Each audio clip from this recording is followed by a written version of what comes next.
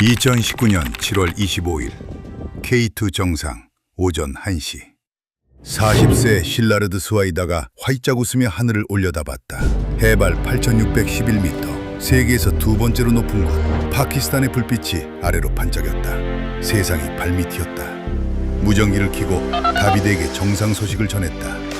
베이스 캠프에서 다비드가 울었다. 헝가리 최초 K2 무산소 등정 15시간의 단독 등반. 그는 17년의 꿈을 이루었다. 정상에서 옆을 보니 에베레스트가 보였다. 세계에서 가장 높은 산이자 그가 아직 오르지 못한 유일한 꿈이다. 손을 뻗으면 닿을 것 같았다. 다음은 내 차례다. 그리고 그것은 겨우 시작에 불과했다.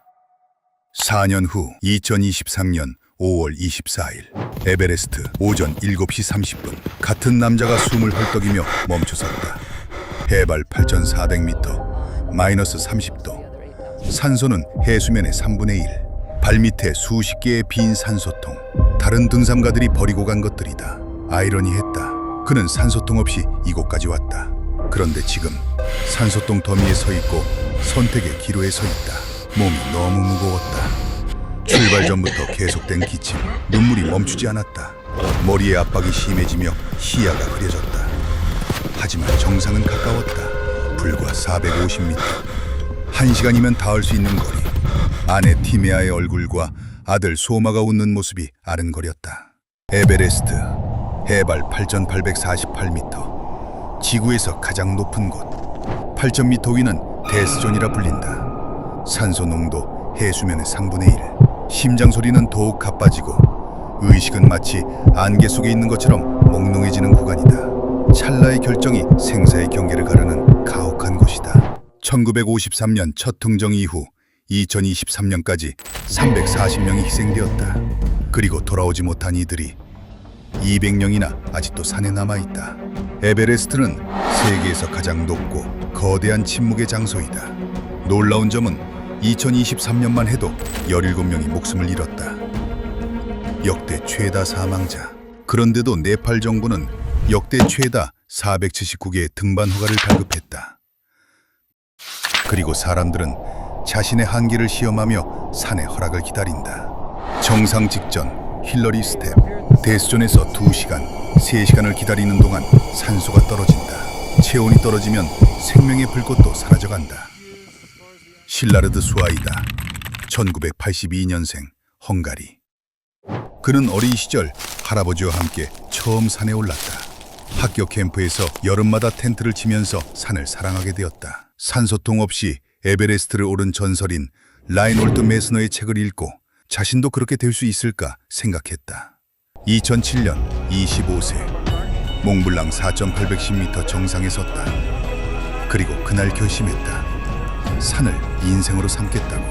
2008년 겨울 오스트리아 알프스. 친구 차바와 텐트에서 자던 중 눈사태로 텐트는 150m를 굴러갔지만 기적적으로 살았다.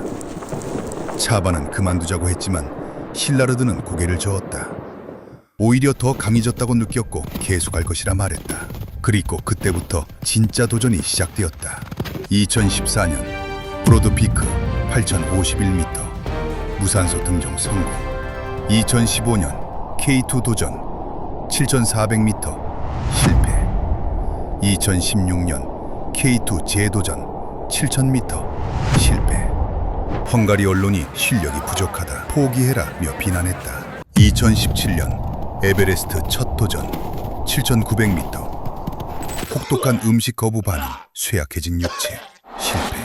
2019년 7월 25일 K2 세 번째 도전. 동료 다비드는 캠프 3에서 몸이 안 좋아져서 내려가기로 했다. 실라르드는 혼자 올라갔다. 캠프 4에서 출발. 어둠 속에서 무산소로 홀로 15시간을 올라갔다. 오전 1시 드디어 정상. 그는 곧바로 무전기를 켰다. 다비드에게 정상 소식을 전했다. 베이스 캠프에서 다비드가 울었다. 헝가리 최초로 K2를 무산소로 오른 사람이 되었다. 고국은 열광했고 언론이 찾아왔으며 강연 요청이 쏟아졌다. 영어 교사를 그만두고 전업 등산가가 되었다. 장비 스폰서가 생기고 가이드 투어를 이끌었다. 하지만 원정 비용은 여전히 자비였고 이베이에서 중고 장비를 샀던 시절과 크게 다르지 않았다. 2022년 로체 8,516m 단독 무산소 등정 성공. 정상에서 에베레스트를 봤다. 바로 옆에 있었다. 손을 뻗으면 닿을 것 같았다. 아버지의 70세 생일이라 영상을 찍으면서 다음은 에베레스트라고 말했다. 이제 정말 에베레스트만 남아 있었다. 2023년 5월 21일 실라르드는 헝가리 최초로 단독 무산소 셰르파 없이 베이스 캠프에서 출발했다. 그런데 컨디션이 이상했다. 깊은 기침이 몇 주 전부터 계속되었다. 눈물이 계속 나고 몸이 무거웠다. 팀 의사가 연기를 제안했지만 실라르드는 거부했다. 2년을 준비했고 이게 마지막 기회라 생각했다. 날씨는 완벽했다. 아내 티메아에게 전화해서 출발한다고 말했다. 곧 돌아가서 아들 소마를 안아주겠다고. 5월 24일 새벽 캠프 4 해발 7,900m 데스존 진입. 오전 2시 출발. 정상까지 950m. 어둠 속에 별이 쏟아졌다. 한 걸음 또 한 걸음 20걸음 걷고 멈추고 숨을 쉬었다. 해발 8,400m. 실라르드가 멈춰섰다. 숨은 턱끝까지 차올랐고 온몸의 감각은 한계에 다다랐다. 발밑에 수십 개의 빈 산소통들이 널려 있었다. 손을 뻗으면 산소통이 손에 닿는다. 하지만 그는 손을 뻗지 않았다. 다른 등산가들이 하산하며 지나갔다. 상태를 물으면 엄지를 들어 괜찮다고 했다. 하지만 그는 괜찮지 않았다.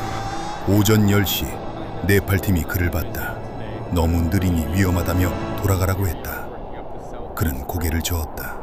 오전 11시 힐러리 스텝 근처 해발 8,750m. 바람이 거세졌다. 뇌의 기능이 떨어진 증상으로 시야가 흐려졌다.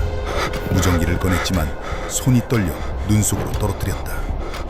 무전기는 사라졌다. 오후 1시 30분 사우스 서밋 8,630m에서의 마지막 무전에서 그는 괜찮다고 했고 정상 갈 수 있다고 했다. 그 후 연락 두절. 베이스 캠프는 패닉 상태. 5월 25일 저녁 7시 베이스 캠프에 무정이 들어왔다. 긴급 상황. 해발 8,780m 힐러리 스텝 아래에서 한 명의 등반가가 그곳에 멈춰서 있었다. 마치 평온하게 산의 품에 안긴 듯한 모습이었다. 실라르드였다. 하지만 아직 그는 살아있었다. 8,780m 데스존 한가운데서 헬리콥터는 7,000m까지만 올라갈 수 있다. 1,780m 차이. 긴급 회의가 열렸다. 최고의 셰르파들이 모였고 그를 데려오겠다고 자원했다. 하지만 문제가 있었다. 밤인데다 시속 100km의 바람이 불었다. 그리고 누구도 밤에 8,780m를 올라간 적이 없다. 헝가리에서 소식이 퍼졌다. 소셜미디어가 폭발했고 기도가 쏟아졌다. 아버지 티보르가 페이스북에 글을 올렸다. 실라르드야, 지금은 생존만 생각해라. 네 아들 소마가 너를 기다린다. 아빠 돌아왔어. 그 말을 듣고 싶다. 눈물로 쓴다. 사랑한다. 버텨라. 넌 강하다. 5월 26일 새벽 4시 셰르파 구조팀 6명 출발. 오전 9시 8,750m 도착. 주변을 수색했다. 아무것도 없었다. 바람이로 인한 눈보라가 너무 강했다. 오전 11시 8,780m까지 올라가서 2시간을 수색했지만 발견하지 못했다. 어디로 간 것인가? 오후 1시 산소가 떨어지기 시작해서 구조대원들이 하산했다. 5월 27일 정상까지 모두 수색했지만 발견하지 못했다. 수색은 중단되었고 생존 가능성 없음을 공식 발표했다. 헝가리가 울었다. 위성 추적기 마지막 신호는 정상에서 불과 53m, 해발 8,795m에서 멈췄다. 그의 마지막 흔적은 발견되지 않았다.